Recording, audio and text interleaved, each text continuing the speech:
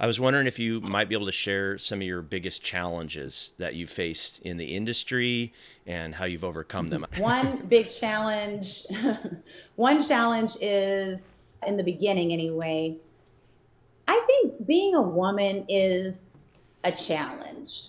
And I think most people in this business would think it comes really easy because, oh, you should be able to go in there and just sell anybody anything. Welcome to the Ride and Style Podcast, your turbocharged pit stop for automotive restyling. Buckle up with Jesse and Josh.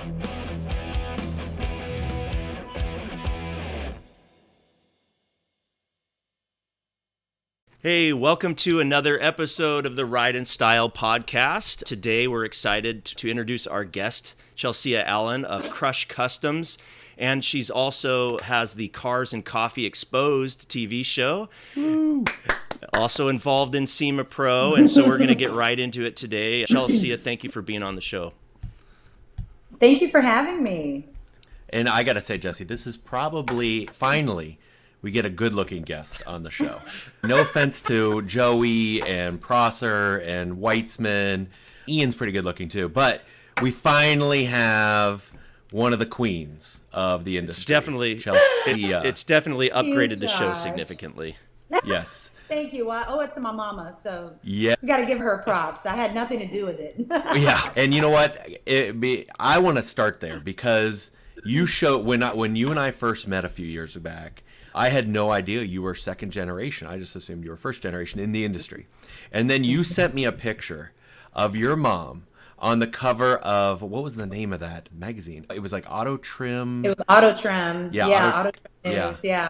I apologize to and all it you was folks out there. the SEMA edition. Yes. And what year was that? It was like 1980. It was early. It had to be early 80s. 82. Yeah. Because they started in the business when I was born, which was 79. And so, yeah, it was probably around 80, 83, 84 maybe. Wow. So she's been, yeah. And where was that? And what is her business? What does she do? So it's evolved, yes, just like all of our businesses have in this industry. Her and my dad started out white walling tires and pinstriping. How awesome. And those were the two services they offered. And from there, 20-something years, they were in business, 21 years they were in business together. They did rag tops, they did window tint, they did sunroofs, they did gold plating, wood grain dashes, you name it, body side moldings. A lot of these things that we don't even do anymore. Yeah. In South Carolina too, right? No, Savannah, Georgia. That's right. Yeah. And what's the name of their shop? It started out, it was Allen's Auto Trim. Okay. Then it was Auto Extras, and then yeah, and then it was Stripes Etc. And Stripes Etc. is still in existence. And then my mom was actually one of the pioneers of paint protection film. Wow. And so she's always had her finger on the pulse as far as what's hot and what's new and next. And so that was every year we would go to SEMA.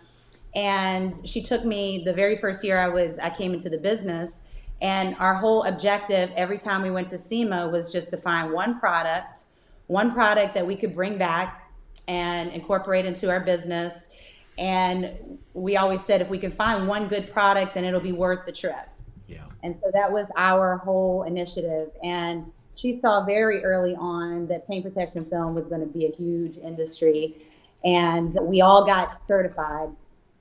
Sadly, her money was not well spent because I got certified and never touched a car again.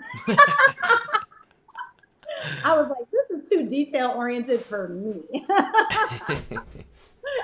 So I retired myself, but my mom, she perfected the craft, and she's been doing paint protection film ever since. So her main business now, G-Force Films, they do vinyl wraps, full color change, they do window tint.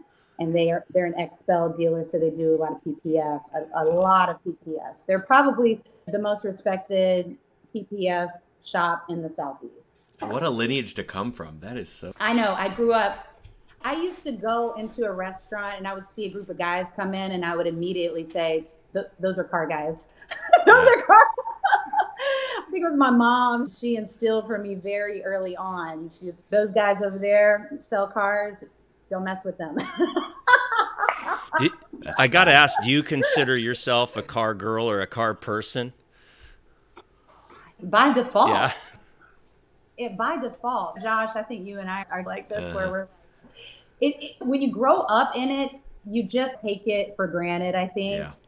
I do get excited still. I get excited. What I get excited about in my business are my customers and how happy they are because we are bringing them a service that is enhancing their most prized possession.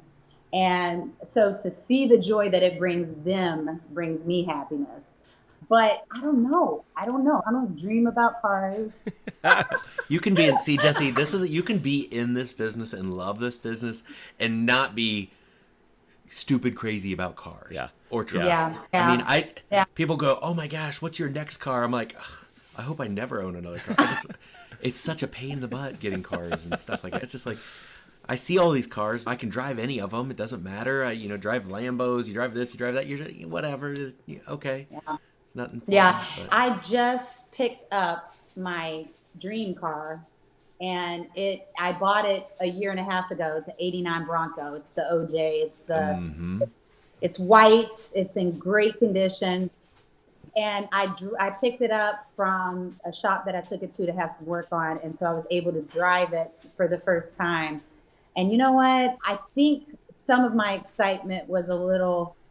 You just want to be on TV followed by a bunch of cops in the helicopter looking down on you. That's what gets you excited about that car. It's an 89, okay? Yeah, so it's not the smoothest ride. And Yeah. I had to drive it like an hour back from this shop. And I was just like, I don't know if I'm about this life or not. She takes it to her shop and she's, okay, guys, I need heated seats.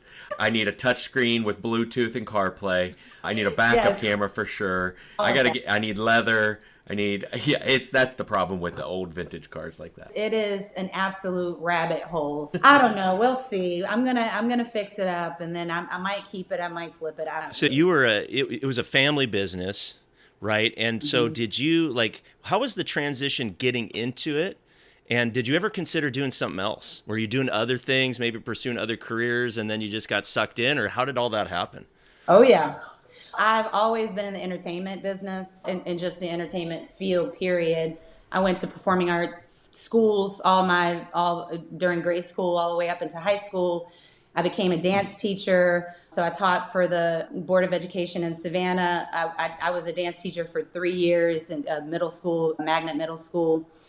I would have probably 100% been an entertainer if I hadn't pursued cars. And I became a mom really early. So I was pregnant with twins at 21. So living a starving artist life would have been okay if it was just me. But I was like, I've got to find something I can be flexible with. I can still make money. And my mom was hiring. Yeah. So I started off with her doing wood grain dashes. That was what I was doing. Oh, wow. And I can't even, I look back now and I'm like, how did I make a living out of doing wood grain dashes? But I sold the hell out of wood grain dashes. B&I Trim, where are you? I don't even know if they're in business still. It's so awful. But we did so much wood grain. And starting to do those kits, I elevated from doing just the press-on to the core exchange ones where I had to take apart the dash and replace it. And so I was starting to work with tools and I started learning how to take things apart. And I said, I think I can maybe do more with this because I'm handy. And then I started doing grills and chrome accessories and things like that, and body kits and spoilers. And I was all mobile and I was going to the dealerships doing and installing. And that was great. It was a really great time because it was a good, hard day's work and it was good for me. Yeah. But 100%, I would have taken a different turn probably had I not had my daughters. And to be honest, Jesse, this girl still, till just recently, what was and still is a performer. She still Yeah. was on the road. Still, girls got chops, can sing, dance, performer, entertainer, flying to LA, flying to New York, flying to Chicago, doing shows, and then coming back doing Monday through Friday Crush Customs, and flying out Friday night, doing a gig Friday, Saturday, Sunday, flying back Sunday. Yes. Don't let her fool you. She was still one foot in there and one foot in the other. I was. For a brief time, 2006, I had a friend call me and say, hey, MTV is holding auditions for a TV show that they're doing. And I said, hey, honestly, at that point, I think having twins will make you fearless. And I was like, what do I have to lose? And I hopped on a flight and met my friend in DC and stood in line. And what do you know? I actually made the auditions, got a call back. I ended up on Making the Band. Wow. We're all going to tell our age if we know what Wow. You were on Making the Band? Wow. Yeah. So I went to New York for a little while, and I was there, and I was hanging with Diddy and the whole Bad Boy crew and all that. It was just such a great experience. But I did that for a while, and then I came back, and then I started pursuing music in tandem with paying the bills through the auto restyling world. Yeah, and I did that. There was a time when I first moved to Atlanta, I was doing 100 shows a year. And I was working for Najee Fatouche at the time, who's the owner of Trim Illusion. Mm-hmm. And I packed up my van on Monday and hit the dealerships during the week. And on the weekends, I was out and I was gigging. So I did that for 6 years. And then I took a position where I wasn't gigging as much. But it was great. It's been great being able to do both, because I think what you do outside of what you do for work, I think has just as much an effect on you as the time you spend at work, because it just really rounds you out, makes you whole. We all have our passions, and I think you got to still feed those. And you now, how did Cars and Coffee Exposed TV show come into the picture? Curious. Yeah. So we filmed Ride of Your Life with Courtney Hanson. We did the first installment of that. Man, we started filming that probably 3 years ago. And then COVID happened and we had to break for COVID. Courtney Hanson found me on social media and wanted another woman to be a part of the show that was in the car business. And we're a little hard to find, but we happened to be right around the corner from her. She was in Marietta. And so she asked me to be a part of the show, asked Crush to be the interior experts. And we did that. It was a great, great show. And just from some of my contacts there, they knew that Damian Harvey, who produces Cars and Coffee Exposed, was looking for talent.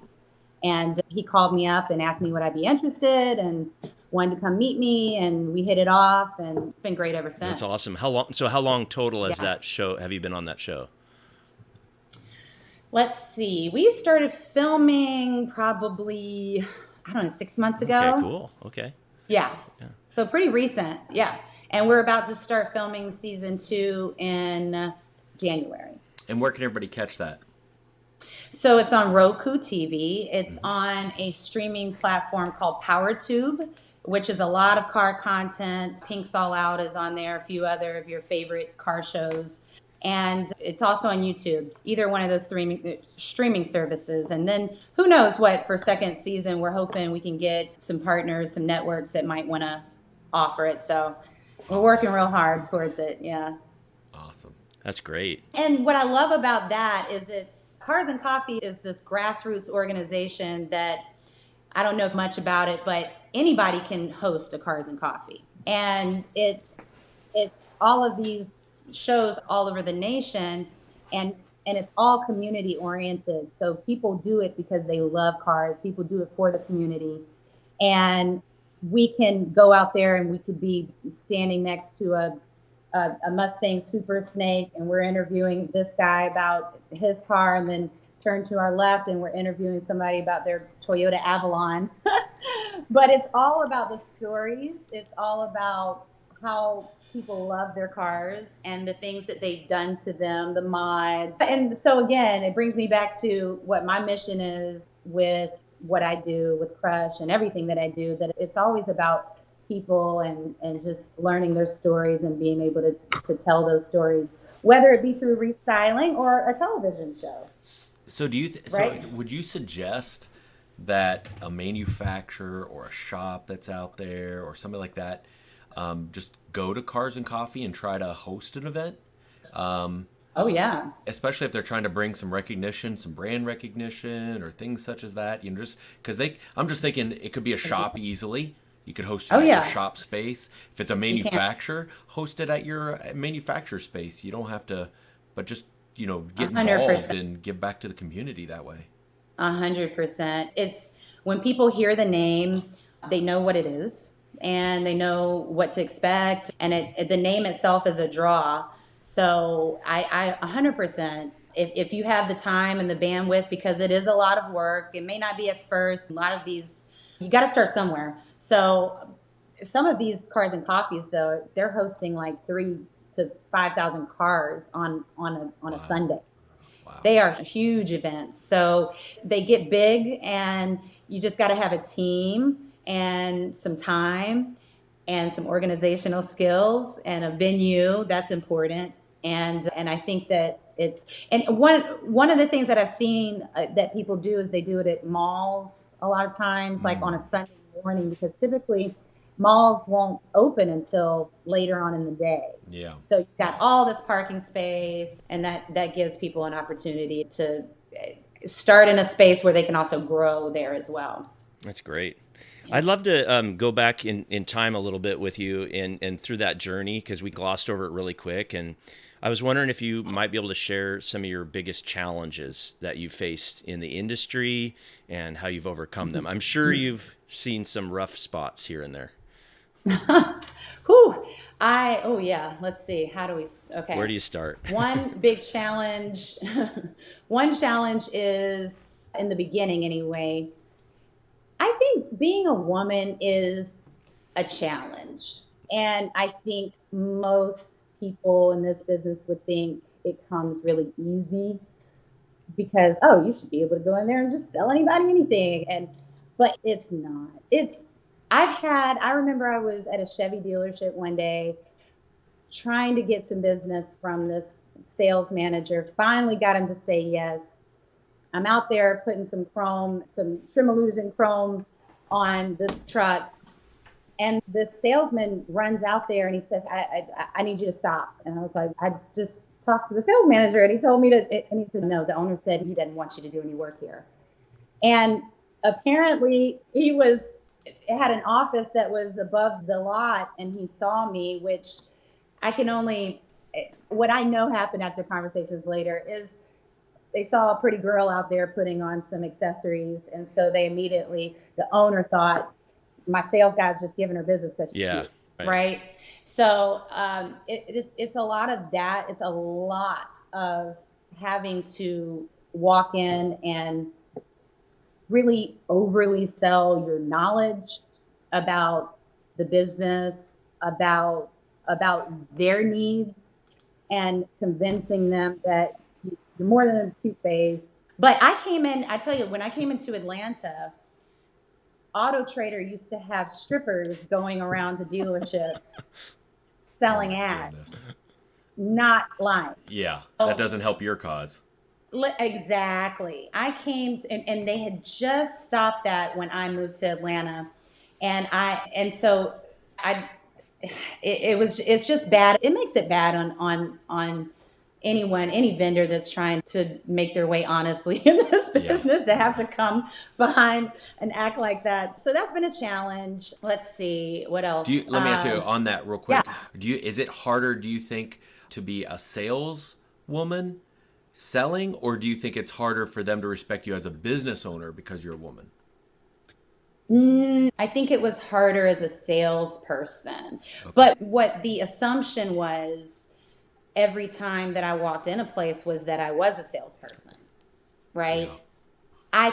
I can always see the change in someone's look and their understanding when they learn that I own the company. And then it's Yeah. a different conversation. Yeah, but I even that has been challenging because there's always the good old boy club. And one of my big competitors here, the first time I ever met him, I was standing in a dealership waiting to talk to the management staff. And he looked over at me and he said, "What do you do?" And I said, I do home accessories. And he said, "These guys are never going to do business with you. I play poker with all these guys. They're never going to do anything with you." And I was just like, and I didn't know anybody. And I walked out and I left. Oh, I was like, he's probably right. But so you deal with that. It's also very challenging when you're dealing with people that don't play fair, Yeah. people that are paying for the business. Yeah. I grew up in this business, so I was always taught that you don't pay your sales managers. If it's okay with the owner, you can spit, you can do whatever as long as you have the okay of the owner. But that's the quickest way to burn a bridge for life. The owner finds out you're paying people under the table. And that happens so regularly. And you know it when you're offering a service, you're offering better service than your competitor. You just can't get through to them. And I've had dealers that were 3 miles down the road that wouldn't do business with me. And I know why, because you're getting paid. And that's challenging. It's really tough. I think you bring up a good point because that is a horrible part of our business when we're trying to grow the professionalism of our businesses in this industry and this whole pay to play thing. Now, I agree that you can have, let's say, a competition, or maybe you offer hey, you get it verified by the owner, dealer principal saying, "Hey, I'd like to give a gas card for an order this month," or whatever. But that ongoing under the table pay to play, I've always given the analogy, it's like feeding a wild animal. And once you feed that wild animal, guess what? Every time you look out the back door, guess who's there? It's that stupid animal again that you've just fed, and he's showing up at your door. And then what happens is these guys, and then they go to another dealership, and then they ruin that dealership because they show up like a wild animal again. It's just so bad. And once you get in, it's so hard to get out of it.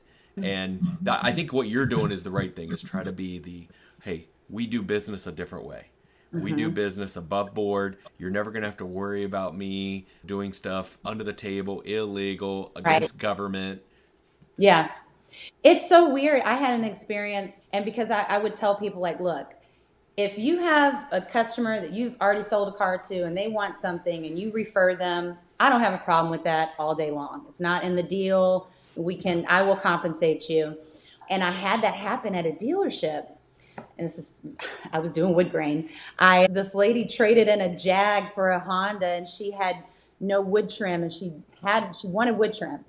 The dealership wanted no parts of it. They were like, "We don't want that in our cars, and we don't want that." I was like, "Okay, that's fine." Salesperson sold the car. He knew his customer still wanted this wood grain dash. And so he set it up outside of the deal. She paid me directly. And the guy hounded me for, however, it wasn't long. So I showed up at the dealership with a check for him because I didn't think it was anything wrong with what I did. And someone saw me give him an envelope. And the manager called me and he said, "Hey," the sales manager called me and he said, "Hey, GM saw you paying the salesperson and he doesn't want you to ever come back to this dealership again. And if you come back, we'll arrest you or we'll call the police." And I was like, here I am, like, play it safe and trying to do everything above board, and still got kicked out of that dealership. It cost me a lot of money. I was doing a lot of business with their used car. I was cut off from everything. I cried, ball crying in my car.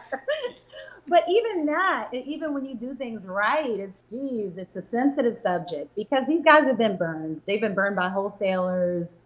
It's the culture. And so trying to show people how to do business differently and gain their trust. And I will say, I think I'm just feeling it now where I'm starting to get, I feel like, the respect that I deserve, right? Because I've been around for so long.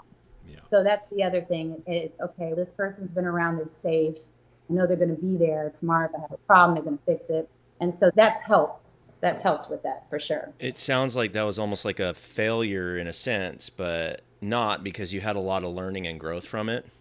That phase, I'm sure a couple of those, and pretty soon after getting kicked in the teeth, you learn and you start doing things even more above board maybe, or differently, right? I don't know how I could have done. I obviously didn't think I was doing anything wrong because I came in there with, but who knows? It's just a testament to how sensitive some of these managers are and some of these owners are to any type of incentive. And we just got to make sure we communicate with the management or the ownership to make sure that we're above boards and get it in writing maybe. So I have a question. How did Crush Customs come about, like specifically, and the name? And it's a cool brand. I just want to know, how did you come up with that? And what was the transition from the old to the new, the family business? And so I left family business in '09, moved to Atlanta. I moved to Atlanta really because of music, still pursuing that. And I moved to Atlanta with SES Trims, which would become Trim Illusions. So at that time, Najee was partners with Mike and Sal Arfi, which I had known for years. And I kept telling them, like, I really want to move to Atlanta. And they wanted to expand the business and they wanted to get their product out. And so I started with a truck full of inventory, and that's how I came to Atlanta. So I did that until 2013. And just noticing what the trends were with dealers, I felt like with accessories, it was like something extra that it really didn't need that to sell a car. And I wanted to get into the business of providing dealers with things that they actually needed, that would actually add real value to these vehicles. And I felt like that was the best direction to head in. In 2013, we got our first brick and mortar. And Crush Customs it was actually my husband and I, when we started together on the road, he would drive the van, I would make phone calls, we'd go into a dealership, I'd go on a lot, make my list, go to the dealer would approve the list. If we were doing accessories, I would drop them off with Kurt. Kurt would install the accessories. I would go to the next dealer with my list. We would like rinse and repeat. And we wanted something at the time. It was the two of us, male and female. I wanted the colors to express the boy-girl thing. So that's why it's blue and pink. Mm-hmm. And Crush was just a cool name. And I kept thinking, like, if we want to put our logo on the back of a car, what would be cool? And I wanted it to be something that people could be proud of. And you didn't want it to be Auto Accessories Inc.? That wasn't cool enough? No. ABC, AM? Yeah. And I was also thinking about the brand too, in the sense that, like I said earlier, with how trendy it is and how much it's changed, even from when I've been in the business, that I wanted it to be I didn't want it to specify exactly what we did, because I knew the brand could grow into different directions. If Crush Customs decided to start making bikes, that it would still be under the Crush umbrella. Yeah. So I just was thinking big and thinking like, okay, I wanted a name that I could stick with no matter what direction we went into. So what was the first employee you hired? Was it a technician? Was it? Yes. First was our office manager. Okay. And she is still with me to this day. And then let's see, it was a 12-volt guy. 12-volt guy. So then you started getting into 12-volt. Uh-huh. Okay. Yep. And actually, let me run that back. No, I did. I did hire a friend of mine, and she was with me for a while. She was in school at the time. She needed something flexible, single mom. Mm-hmm. I was like, look, this would be perfect for you. You can work whenever you want to, and you can make your paycheck, because she was commissioned.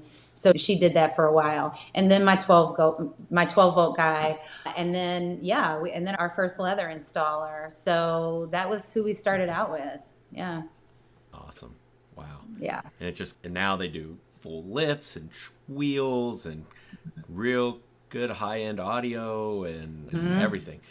They did a car for Pro Cup Challenge. What was that? 2 years ago, I think, right? Mm-hmm. 2 or 3 years ago. Telluride that just was beautiful.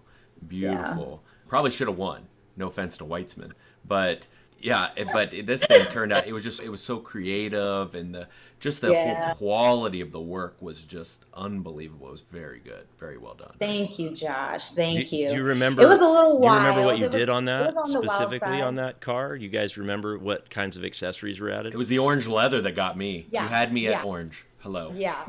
During that time, it was so hard to get cars for that challenge. We were scrambling. So I had a dealer that was willing to let me use or give me one of the cars off the lot, but it was a Telluride. At that time, the Tellurides were like crazy, just flying off the shelves. And so we were able to finally get it, but we got it very last minute. And we actually, there wasn't a leather kit for that vehicle. Correct, yeah. There was not a leather kit. So what we did was we stripped all the interior and we sent it off to Aaliyah, and Aaliyah patterned it for us and sewed it and sent it back. And then we did a few custom hand sewn stuff from the shop. We did interior lighting. We did a lift kit on it. We did a luggage rack that was really cool. And we did a really neat wrap. It wasn't a total wrap. We wrapped the hood, but we did a really cool graphic. Yes. And it was in the shape of mountains to reflect Telluride in Colorado. And it was just it was a one of a kind. It was really special. And yeah, we just wanted to let our creative juices flow and do something a little different. It was a little out of the box, and everybody said, I don't know if that orange interior would fly over anywhere but Atlanta. But it showed me what could be done even with other pieces other than leather. The dash, the steering wheel, right, the lighting that you guys did. It opened my eyes, and I don't know why I always have these fireworks. So great. That's so awesome. That's so cool. I don't know why. Why does my computer on this Mac? Fireworks. I don't know why all of a sudden fireworks go off. I think it's maybe when I say something really, and you can see they never go off except for maybe one time during the show. But I want to ask you, why are you involved? You're now you're about 3 or 4 years into SEMA Pro, being on the select committee, one of the main select committee members. You've obviously been around in that for a while. What is it that? Why do you get involved? Why do you volunteer? Why are you engaged with SEMA Pro? I think it's definitely one of my motivation is knowing how challenging the business is, and knowing that there's an organization that is dedicated to helping people with their challenges, helping shops stay in business, and just upping the game. It's hard. Business is hard. I say every day, I'm like, there's easier ways to make money. True. Very true. Every day is a challenge. Every day I've become an expert problem solver. And I told my team the other day, I'm tired of learning hard lessons. I want some easy lessons, okay? Because I am over this. Sometimes I feel like when they say, what's your title? I'm the head janitor. Because all we do is clean up messes. It's like aisle 9, and then it's like aisle 6, aisle 5. Yeah, right? I wish I could turn my camera around so you could see the back of my computer. I have a label maker, and I wrote on the back of my computer, so when anyone's sitting across from me, this is what they see. It says, "Did you Google it?" Yeah, before you ask me, did you Google it? Okay. Because you've been doing your job for 13 years, and I do not know how to do your job, but I could find out with a quick Google search, I'm sure.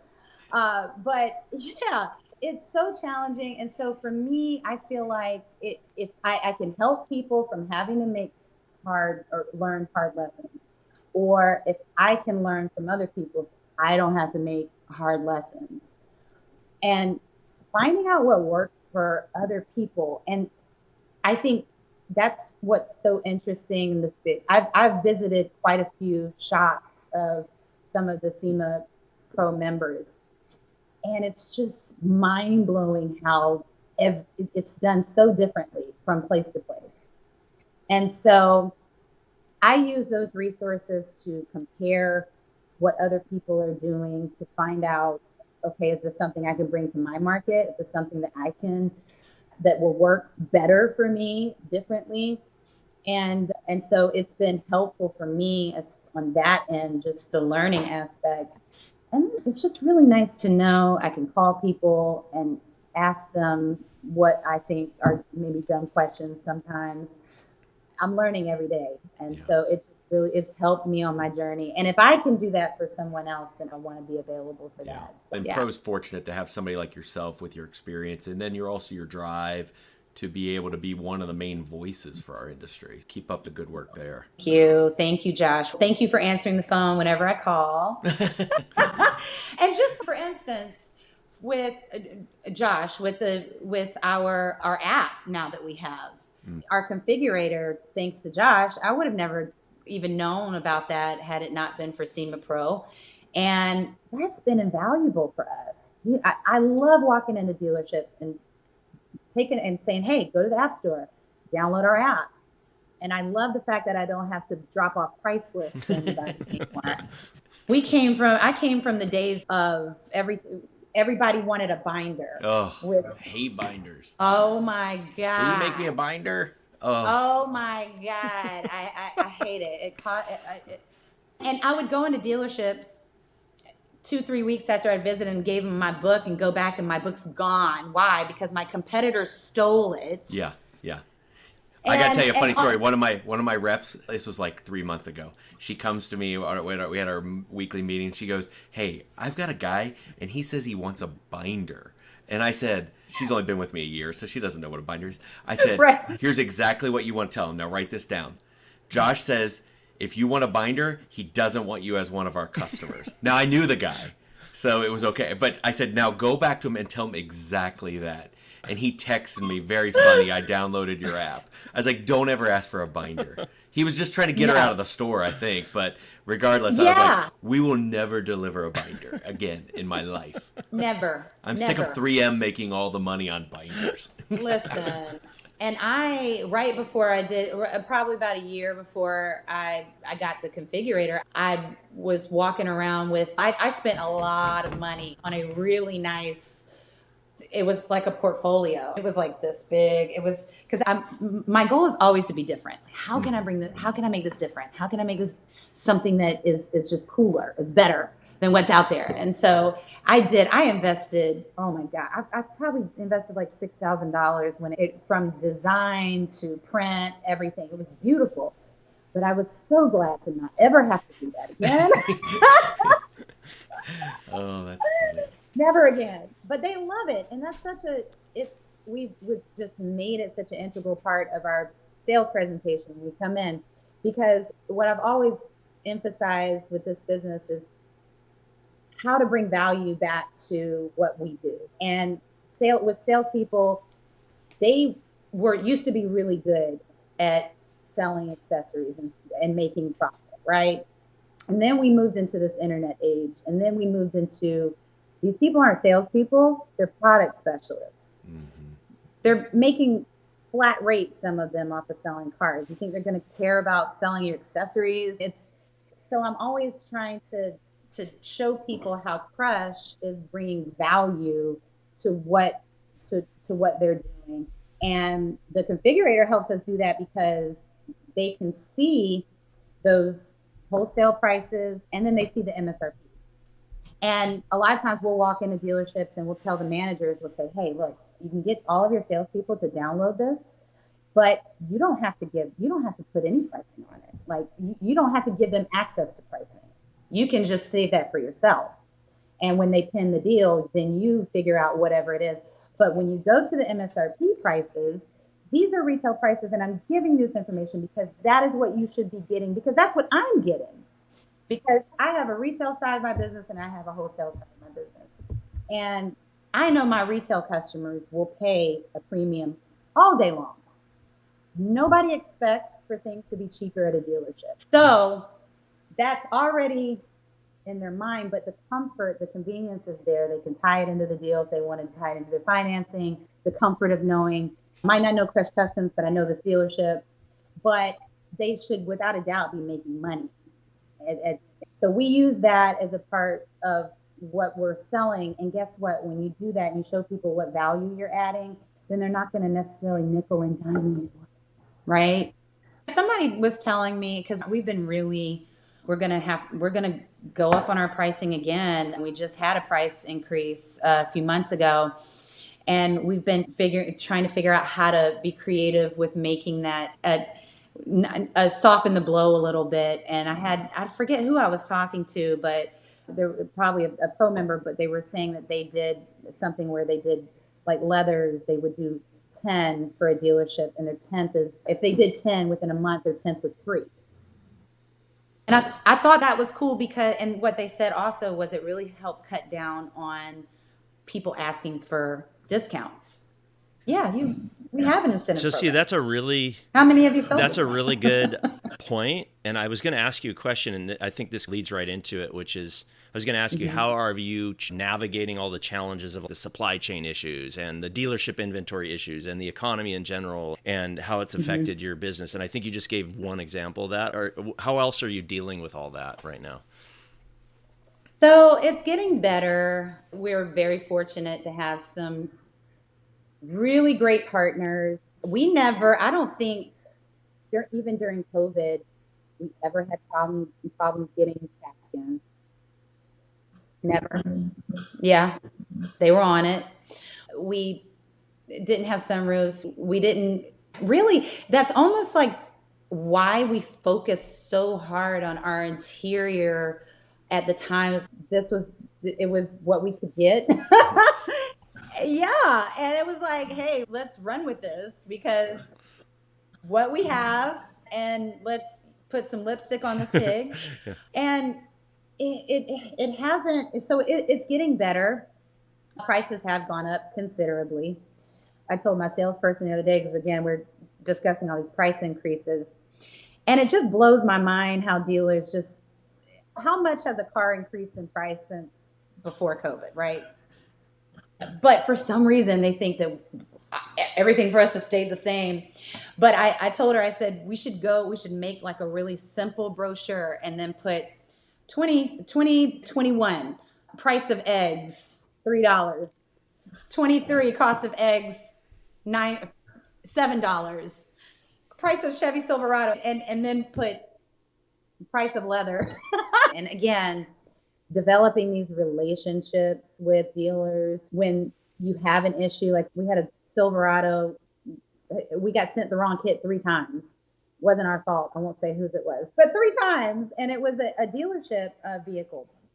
And we had to go back to that dealership 3 times and say it's wrong again. And thankfully, because we've kept our promises in the past and we've met our deadlines whenever we could, that I think people are a little bit more understanding. But yeah, I do think it's shifted a little bit, Josh, because wow, yeah, I've experienced that. And it's just the surveys and all of that. But again, if you just do a really good job of communicating to the customer, if there's even an inkling that you might not have a part when you're supposed to have it, we communicate that to the customer and say, yeah, just let them know, hey, I'm going to pick this up on Monday. I'm shooting for Tuesday, but it may be Wednesday when I get it back. No. Where do you see the industry going in the future? I know you don't have a crystal ball, but if you did, what do you think is going to be changing and happening in the next few years and beyond?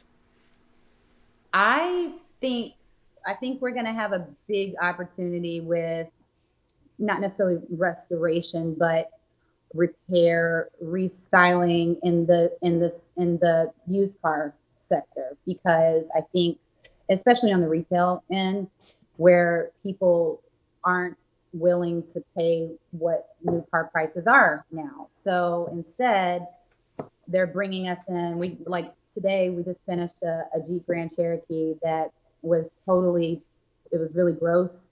It was a 2014, so it's 9 years old, almost 10 years old. So rightfully so, it looked pretty trashed, and we were able to, for $4,000, it's a brand new car. It's amazing. Yeah.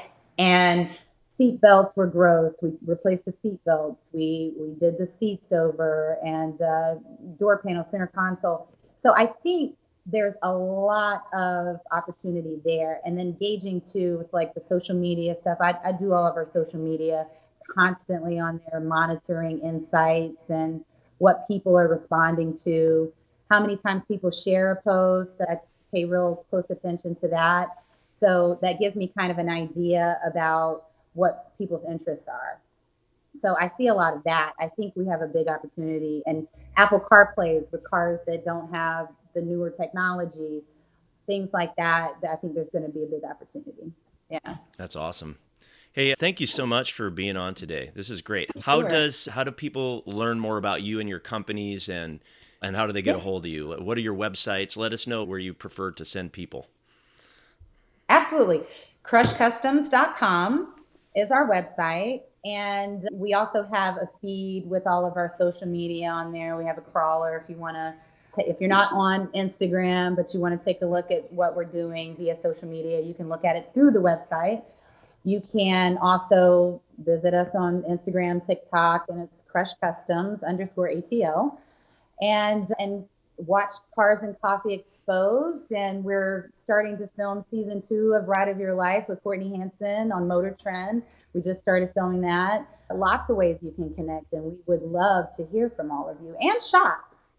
I am open. If anybody has any questions, they want to call, see what's working, what's not working, I'm here. I would love to help in any way I can. Yeah. Awesome.